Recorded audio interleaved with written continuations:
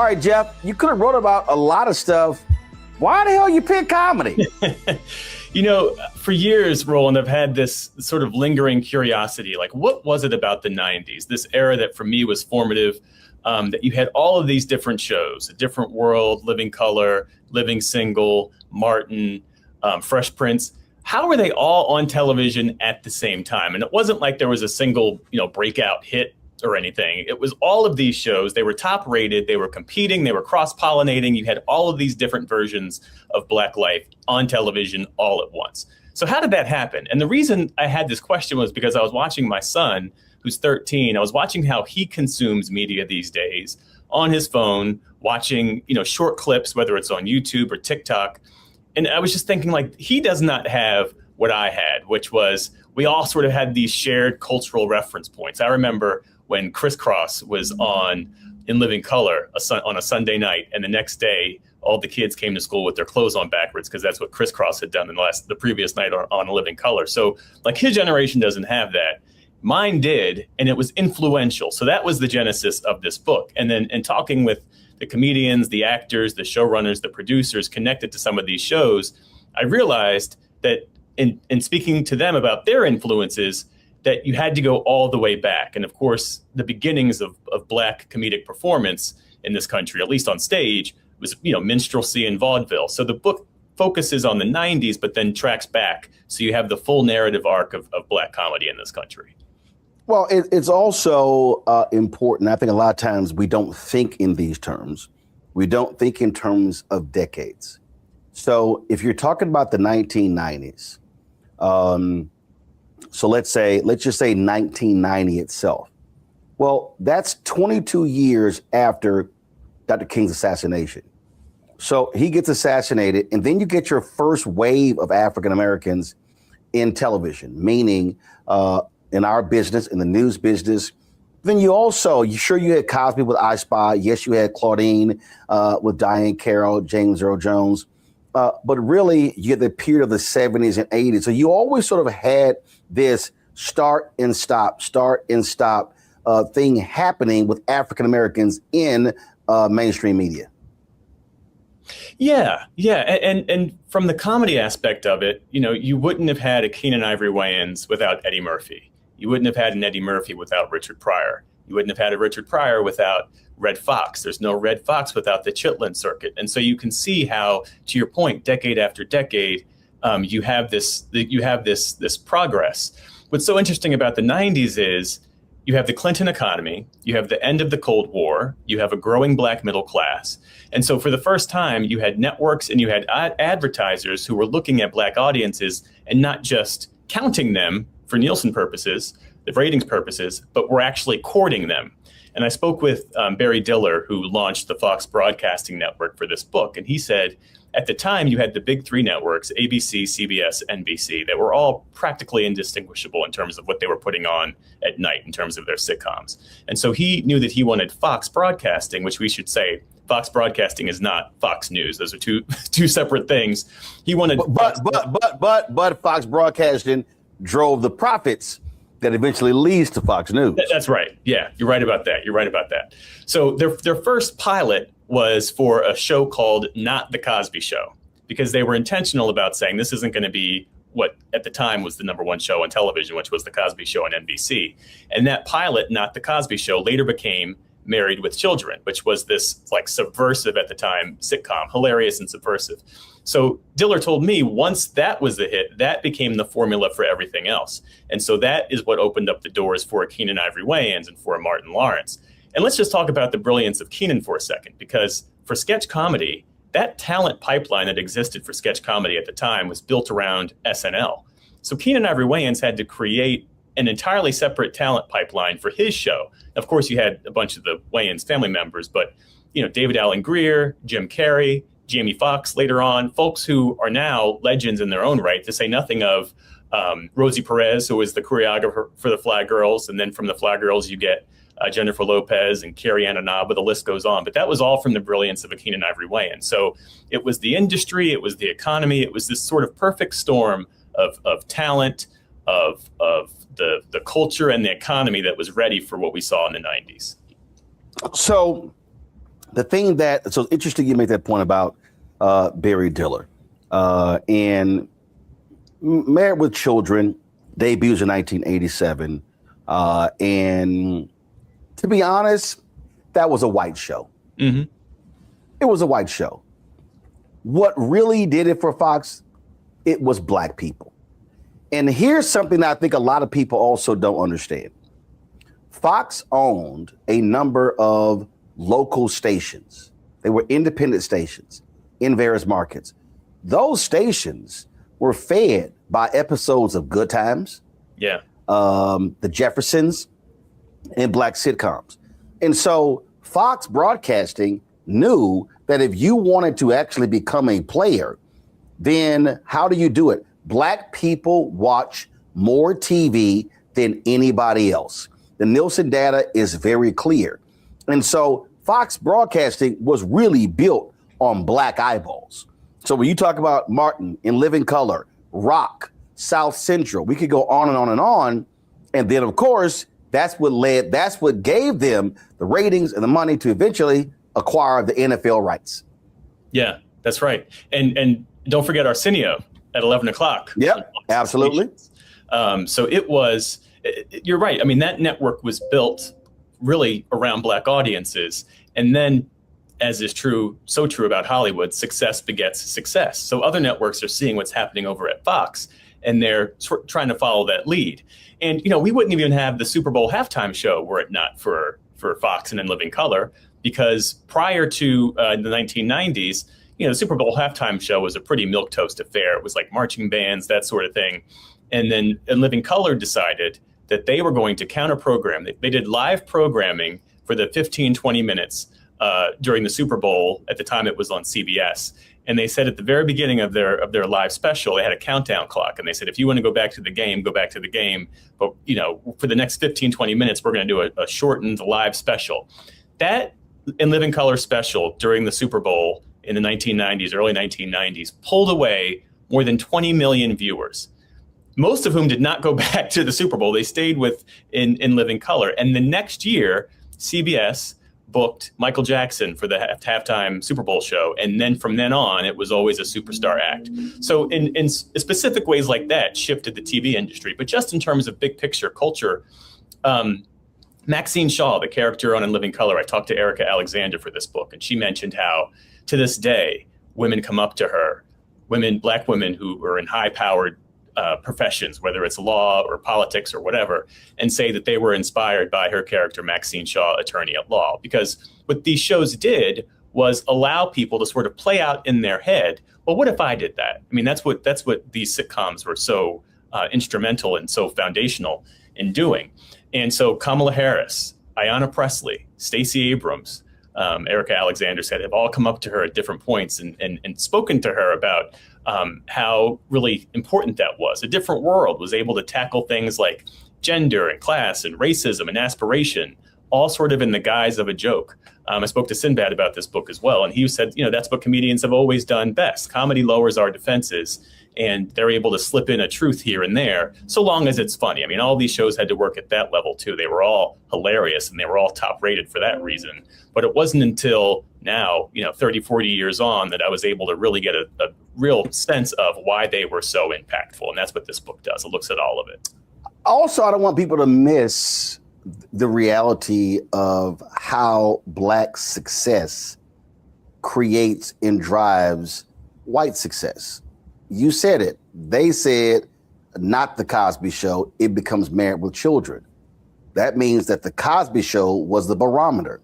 You just mentioned Erica Alexander in Living Single. There is no cheat. First of all, Friends was the white version of In Living Single. It's clear. And so we can go on and on and on how television executives looked at black success, black talent, black creativity, and said, how can we flip this to a mainstream, meaning white audience? Yeah, that's exactly the case. I mean, and think about when UPN and the WB, which for years had also just been home to a number of black sitcoms, when they were consolidated into the CW, those networks decided to make a pivot. And then all of a sudden you get a show like Dawson's Creek. But yeah, to your point, I mean, actually, before you go there, when you had UPN and WB, what did they do? They said, let's go to the Fox model. It was black shows. And so both of those networks had black shows, black characters, because they would try, again, we consume so much television. They were like, hey, if we can draw black folks here, that will form the basis or the ground of us being able to building a network. Yeah. I spoke with Yvette Lee Bowser about this very thing. So Yvette Lee Bowser created Living Single, but she was one of the writers in the writer's room for A Different World. So she has a real perspective that sort of scans the entire landscape of the 90s black sitcom era. And she talked about this very thing about how these networks really built their audiences based on black viewership and then decided to pivot. Now, what was so interesting, though, is that for a lot of these networks, that pivot didn't work. But for the actors themselves, Erica Alexander told me that despite the success that they had, Hollywood was not ready to absorb them once the shows ended. So there was no offer waiting for an Erica Alexander. There was no offer waiting for any one of those talented actors who were on A Different World, even though A Different World was the top 5 show. I think it was the top 3 because it was Cosby Show, Cheers, and A Different World. Just success after success after success. And when those shows ended in the early 2000s, there was nothing waiting. Erica Alexander talks about how she was auditioning. She had to go back to auditioning for roles, and she would see much younger actresses at some of these auditions, and they would say, well, what are you doing here? I used to watch you growing up. What are you doing here? But it was because despite all the success and all the money that these actors and shows generated for the networks and for Hollywood generally, there was no safety net. There was nothing ready to catch them when these shows were off the air, which has not been the case for some of their colleagues and some of the other shows that were not as good, were not as enduring, and weren't as well rated. So that really is the story of Hollywood from the very beginning. Well, yeah, because frankly, for Hollywood, for these networks, these were cash cows, but also there was still a black tax. The reality is, and this is what people just don't understand about the television business. And the reality is, from the outset, advertisers do not covet black. See, this is the game that people have to understand. Networks desperately want black eyeballs, but they only want a certain number of black eyeballs because advertisers don't covet black eyeballs, they covet white eyeballs. Advertisers will say, oh, the white consumer annual income is this. The black consumer annual income is this. So for white television executives, yeah, we appreciate the black shows bringing in an audience. Yeah, but we're not going to really subsist on this because our real goal, rainbow, the pot of gold, the end of the rainbow, is that white viewer. And so that's why a lot of these black the talent on these so-called black shows, I'll call them black shows, did not get paid the same as the white shows. And then it's an ownership issue. So all of these things are part of this whole mix, if you will. Yeah, no, you're absolutely right about that. And so to your point about, I'll call them black shows, it's interesting you say that because I refer, obviously black sitcoms. And so for the purposes of categorization, I refer to them as like, the black sitcom era. But these shows were popular across the board. And one of the reasons why I think that these shows were so important was because it wasn't just black folks watching these shows and seeing representations of ourselves that felt familiar and authentic and true. If that had been the case in and of itself, that would have been enough. But it was also that you had people watching this show cross racially, right? You had an entire American public that would tune into the Cosby Show every night. And I'm talking, 15, 20 million people every night. Cosby Show, A Different World, Living Single, list goes on. And so for the non-black audiences, they were seeing different depictions of black life, of joy, success, aspiration, in the case of Martin Lawrence, chaos, comedic brilliance. And so what that does is it normalizes these images for people who wouldn't have otherwise have seen them. And so, people have heard the argument that you don't get a Colin Powell or Barack Obama without the Cosby Show. And that's certainly true. But across the board, I think it was really important that all of these shows were on the air, again, at the same time, not a single breakout here and there. Because what it does is it means that no one show bears the responsibility for trying to project the entire tableau of Black life. Because remember, these shows were not created as sort of cultural products. They were supposed to be just funny. They had to work at that level. They had to be funny. They had to be engaging. They had to be something that people would tune into week after week. And the fact that they were so specific and authentic meant that they had universal appeal. And that's what we saw. So that's another takeaway too. It's, these Black stories, the more specific and authentic and audacious, it doesn't necessarily mean that you're in any way limiting yourself as a creator. It's the exact opposite. The more specific and authentic you are, the more universal you become. And that's another lesson too from these shows.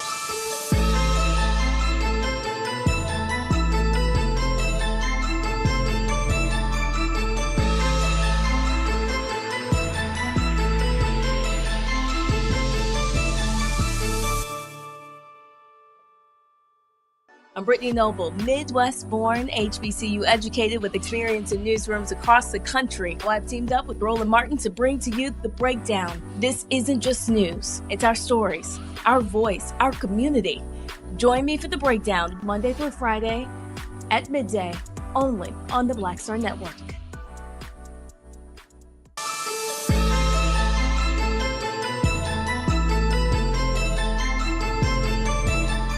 Take the Cosby Show. Cosby Show was obviously different in terms of how it was received.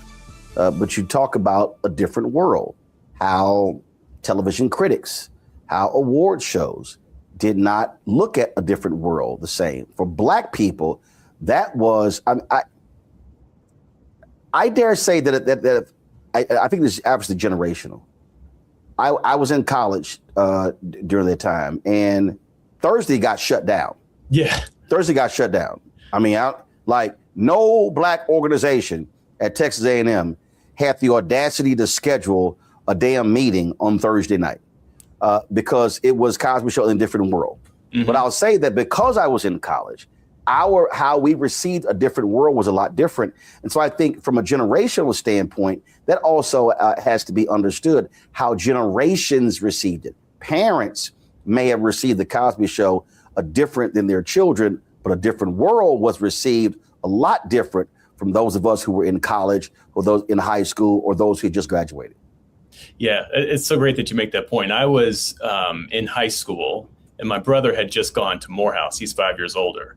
So in watching a different world, I had sort of a mix of, dropping him off at Morehouse and having that memory, and then seeing like all the interactions at the pit on that show, and then sort of playing out in my mind's eye, well, when I go to school, I imagine it'll be just like that. I ended up going to Morehouse as well. But yeah, and what's also interesting is the first season of A Different World does not match the rest of the show. And it was because Phylicia Rashad realized that it was not, back to my earlier point about being specific and authentic, it didn't ring true. And so Phylicia Rashad, the story goes, tells Bill Cosby, you have a problem on this spinoff. And the only way to fix it is to bring in my sister. And I think she can get this show back to where it needs to be. So the second season is when they bring in Debbie Allen as the showrunner. And true to form, they basically reimagined that entire show. Remember the first season, Marissa Tomei was the sidekick. This was developed as a spinoff and a further star vehicle for Lisa Bonet. And even though it was still set in an HBCU, there were elements about it that didn't necessarily ring true. So Debbie Allen comes in, does a wholesale sort of resurrection of that show, down to going into the pit, the sort of fictional hangout on that show, and looked at the tables and said, well, where's the hot sauce? If this is a HBCU, there needs to be hot sauce on these tables, stuff like that.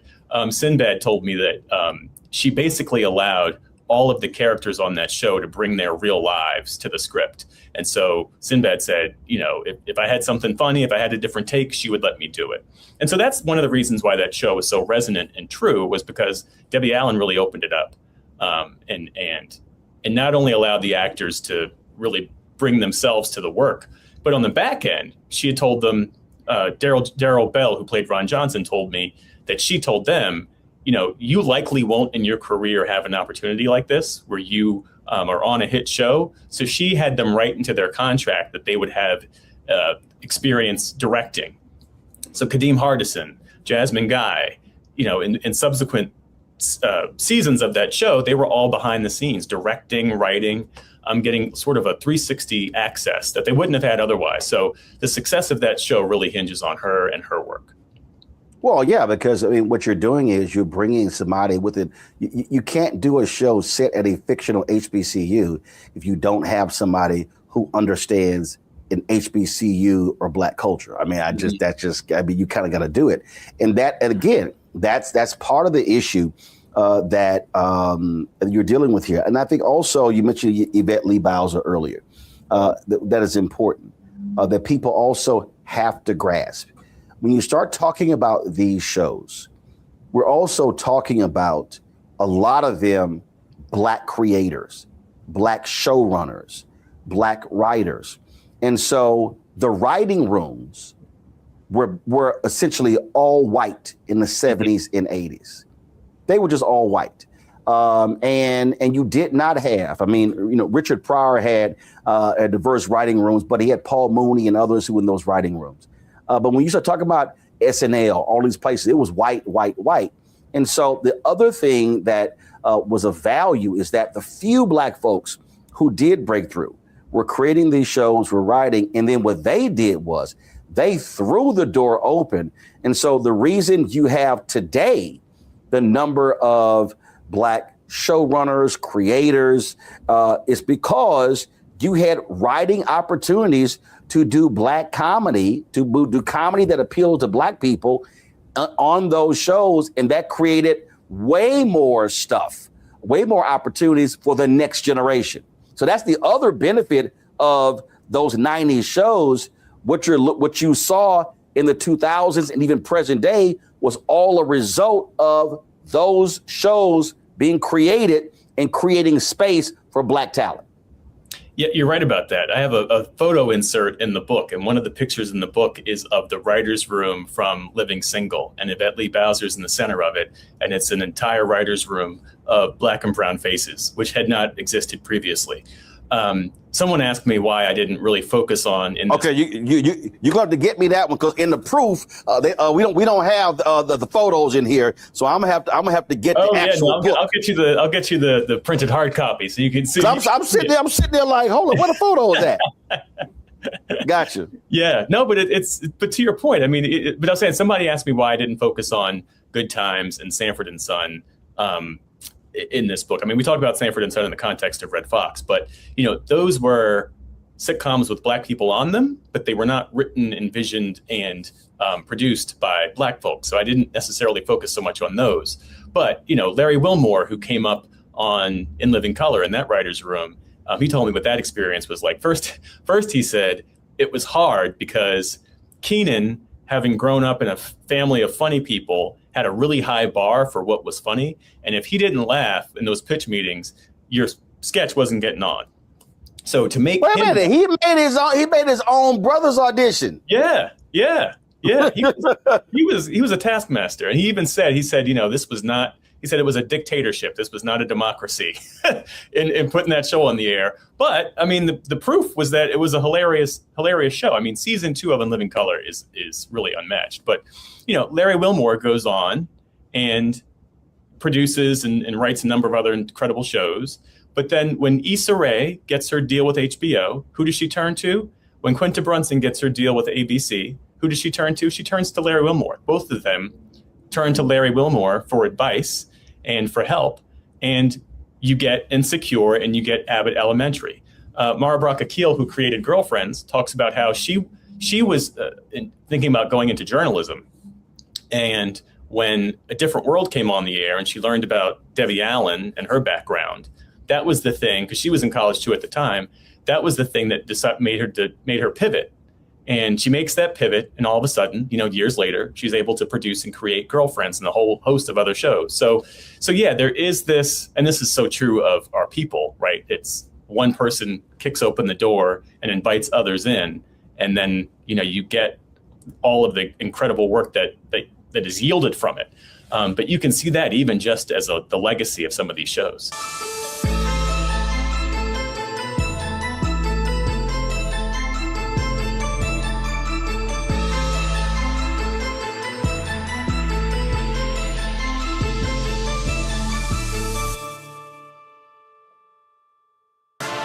Decade of love, joy, and power. Black Voters Matter is 10 years old, and we are just getting started. This is love with a purpose.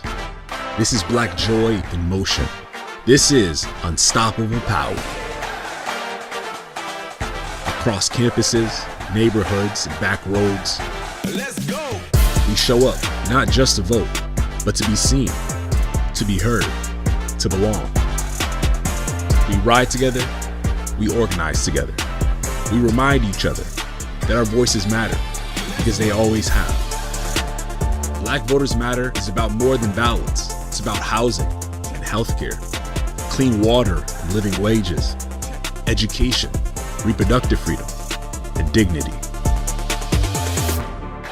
It's about turning pain into action, turning belief into movement, turning community into power. We don't wait to be invited. We bring the energy. We bring the love. We bring the people. Because when Black communities come together, we don't just survive, we thrive. This is how change happens. This is how history moves.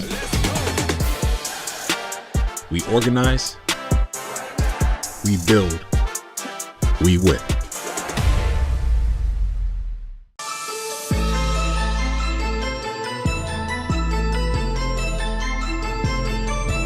Earlier, I was talking about when I mentioned A Different World, and they did not get, though, the critical success. Kadeem talks about that.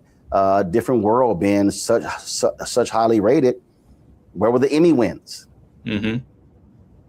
Yeah, and so again, just the respect that when you talk about how they viewed these shows, they didn't get the same level of respect from the industry, which frankly are white voters. Yeah. No Emmys for them. No Emmy for Felicia Rashad, who was brilliant on Cosby Show. Never got a Best Actress Emmy.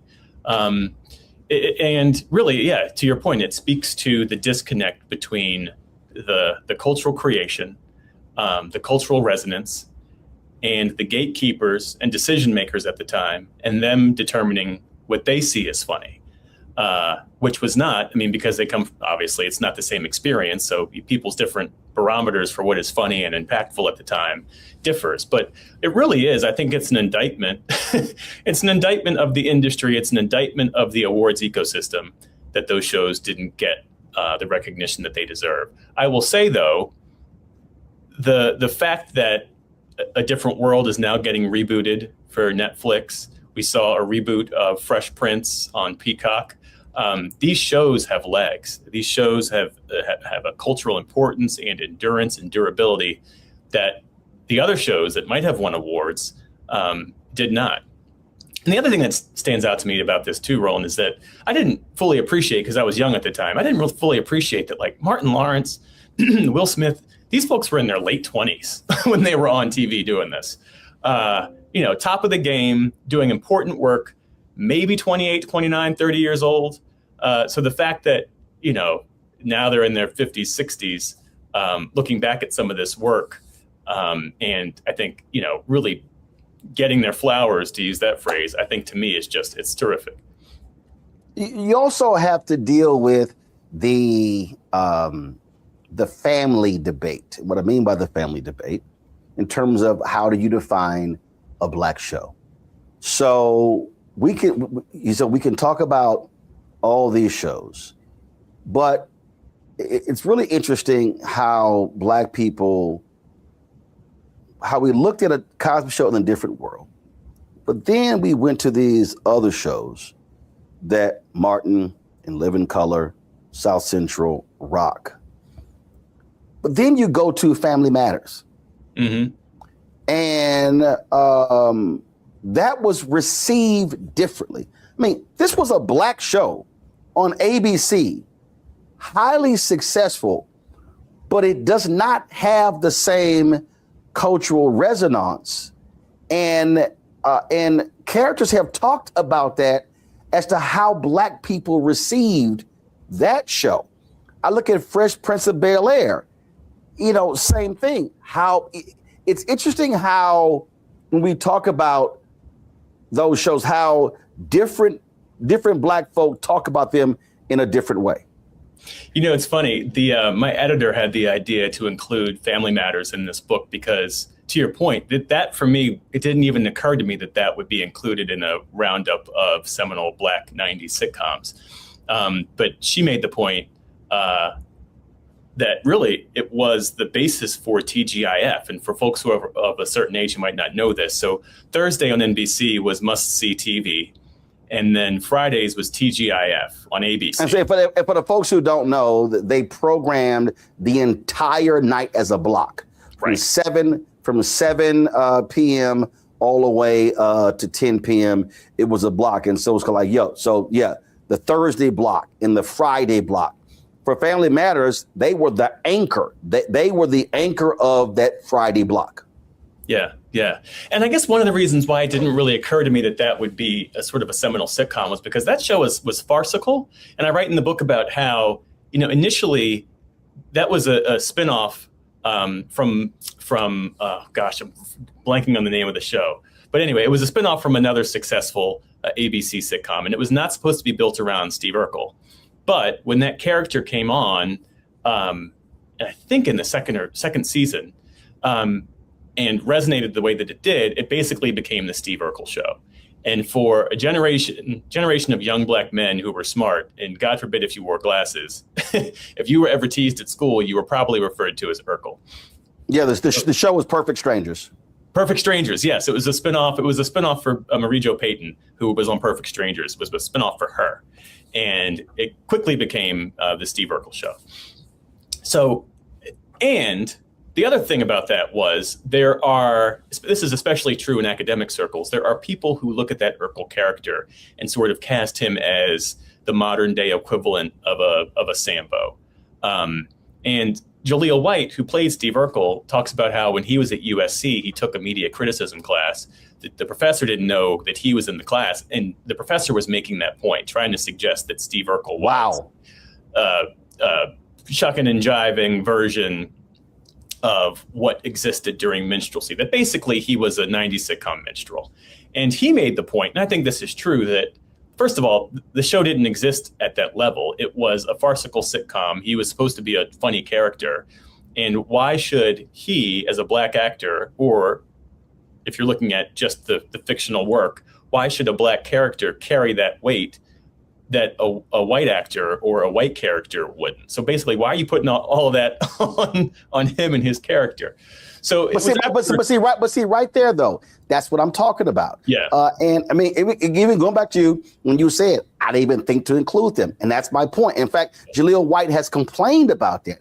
He has complained that Family Matters has never gotten the same love as a black sitcom, as a historically highly rated black sitcom as these other shows. And again, so it just proves my point, just how we perceived it and how we looked at that show. I mean, my goodness, you had Reginald Van Johnson, you had the black father, you had the black mother, you had the black kids. I mean, everything about that show was black. It was.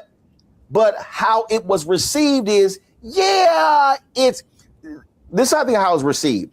Yeah, it's black characters, but it's not really a black show. That's right. And I think it was unlike a Martin or A Different World, where you could, just based on watching it, perceive that this show was written with black folks in mind. And if other people liked it, great. But at the heart of it, this show is for us, by us. You got that with some of the other sitcoms. You didn't necessarily get that with Family Matters. So it was the positioning, It was the fact that it was, they never really tackled any sort of serious social issue. Again, neither did Martin, but Family Matters didn't have a Shanae or a Brumman from the third floor or any of that. And also, unlike, and again, this is just the nuance that people have to understand. Even though the Cosby Show got a lot of back and forth, that ain't no black family, when we all know that wasn't true.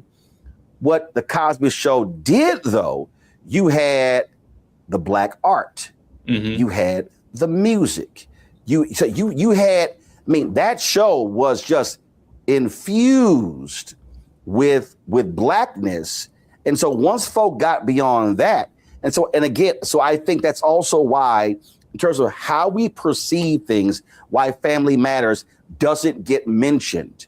If you talk, I mean, doesn't get mentioned among those black shows in the 90s. Yeah, no, you're totally right about that. It was the perception, it was the positioning, and that does happen a little bit with Fresh Prince, although probably not to the degree that happened with Family Matters, for sure.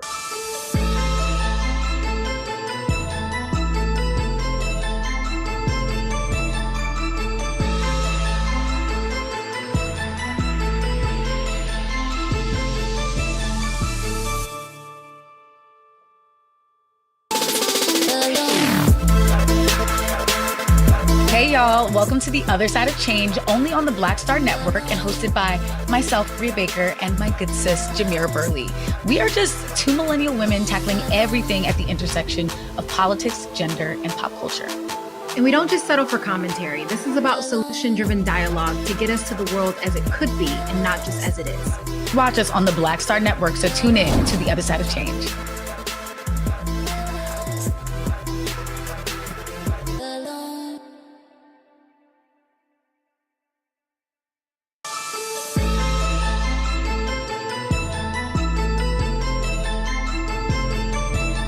When you start thinking about a lot of these shows, when you mentioned earlier about Erica Alexander, I think the struggle was a lot of shows that were helmed by black comedians.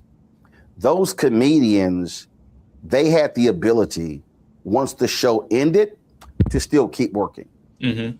Comedy clubs, they may have arenas, all this sort of stuff. I mean, I think back, my goodness, Steve Harvey gets a show. Bernie Mac eventually gets a show. Seth the Entertainer gets a show. D.L. Hughley gets a show.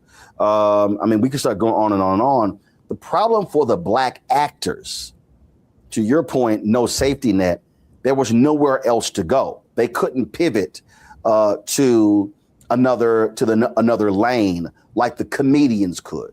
And so that also, I think, was a struggle. I was at an event in L.A., and Tashina Arnold said it was 10 years between Martin ending and Everybody Loves Chris.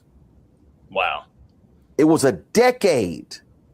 She went a decade without landing another show. Which is a crime, because she's brilliant. She's a brilliant actress. And this was true of Karen Parsons, who played Hillary Banks on Fresh Prince. I spoke with her a couple of weeks ago, and she said, she was obviously typecast as Hillary, and every audition she went to, first of all, the fact that she had to audition for anything is a crime, because again, coming off of that show, huge star, certainly had a name recognition that far surpassed her counterparts, but had to audition. And the note she kept getting was, well, people only see you as Hillary Banks from Fresh Prince, so this won't work for you. And so for so many of those actors, to your point about the actors who weren't necessarily stand-up comics, these shows were really like, that was their big project. That was probably, in some cases, their only project since then, worth, sort of major recognition or that people would know. Because they got typecast and there weren't other opportunities for them. And this is before, we should make clear, this is before people could, take their phone and be a content creator or. Alphonse Ribeiro. Ribeiro talked about how, he's like, that show just locked him in and destroyed opportunities in the future. And it's interesting, as I was sitting here thinking about him, it didn't destroy future opportunities for Michael P. Keaton, who goes from Family Ties to other television shows, and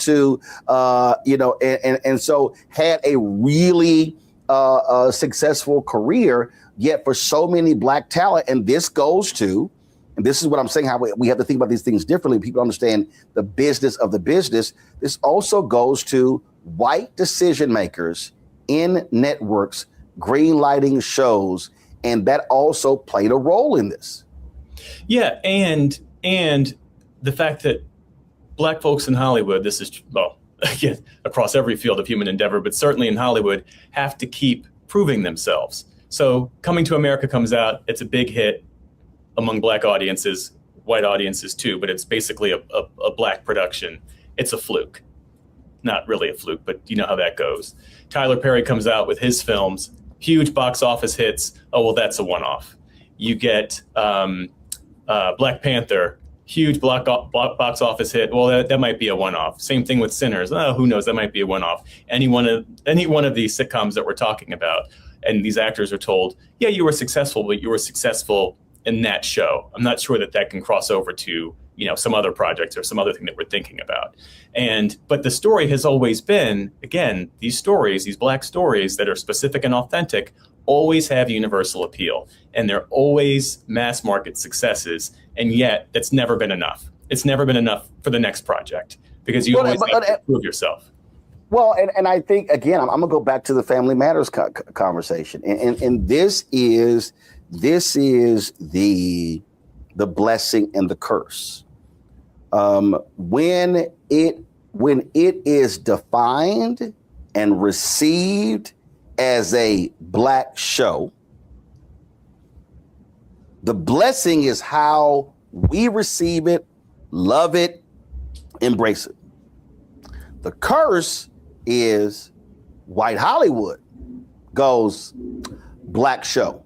Yeah. There's a Black tax. There's a Black tax that exists. There's a Black, as somebody who's in Black-owned media, there is a Black tax where brands will go, oh, Black-owned media, you reaching Black people, they're going to pay 65 cents on the dollar compared to a mainstream news show. I've experienced it. So this is also, and so when you talk about Family Matters was never defined, was never embraced by us as a Black show. So Family Matters was able to flourish in a different way than something defined as a Black show. It's the same thing when you say, oh, it's a Black movie. The moment you say Black movie, Hollywood instantly, oh, Black tax comes. Yeah. And that's frankly the reason I wanted to write this book. When I was pitching this book to different publishing houses, the response I got was, well, why don't you write a political book? Because I've covered national politics for some 20 years. And my response was, I cover politics. There's enough politics in my brain. There's enough Trump and Biden in my brain. When I write a book, I don't want to be focused on that. I want to focus on something else. And the thing I wanted to focus on was this, because to your point about the Black tax, these shows have never received the sort of the critical eye that they deserve. Looking at, how that moment came to be, what it meant when they were on the air, why it all sort of fell apart in the early 2000s. We talked about why. It's because the networks decided to pivot.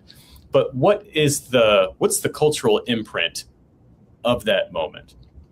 And that's what I try to get to in this book. So, talking to the actors and the creators and all of that about their experience, about what it meant to be Black in the 90s and doing this work. And because it wasn't just television. I'm focused on television, but Black music in the 90s R&B, unmatched.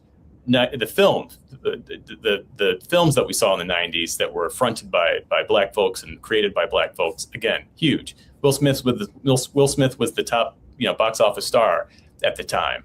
90s fashion, Aniche, Carl Kanai, Cross Colors,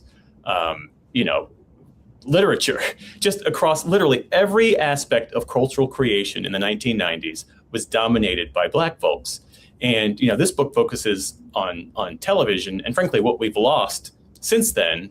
But yeah, to your point about the black tax, I thought, well, if I'm going to write a book, I'd like it to be focused on this, so that not just so that the celebrities and the creators and the producers really get the critical eye that they deserve, but that younger audiences who either weren't alive or were too young to really enjoy it understood what all of this meant. It's also, I talk about this all the time, whether it's the news business or anything else. I talk about understanding the business of the business. And when I think about In Living Color, a lot of people really don't understand why In Living Color died. And In Living Color died because when Rupert Murdoch's Fox launches FX, they then decide to start airing episodes of In Living Color on FX, thus destroying the value of In Living Color in the syndication market.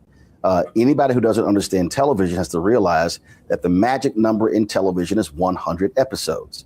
And when you hit the 100 episodes, you now are able to successfully take a show to syndication. And that's where Untold Riches, I mean, my goodness, the Friends cast, Jerry Seinfeld have become uber millionaires because of syndication, because that lives on and you get massive profits. Well, because of what Fox did, that's why Keenan Ivory Wayans quit. And because that impacted him economically from being able to syndicate In Living Color. Yeah, and if you watch the final seasons and the final broadcast of In Living Color, the quality of that show just sort of goes off a cliff. And it's because of what you're talking about, all the stuff that was happening behind the scenes. And Keenan Ivory Wayans and the entire Wayans family, frankly, were rightfully upset. And it comes through on the air. I think at one point they were wearing, black leather gloves and were holding up a fist.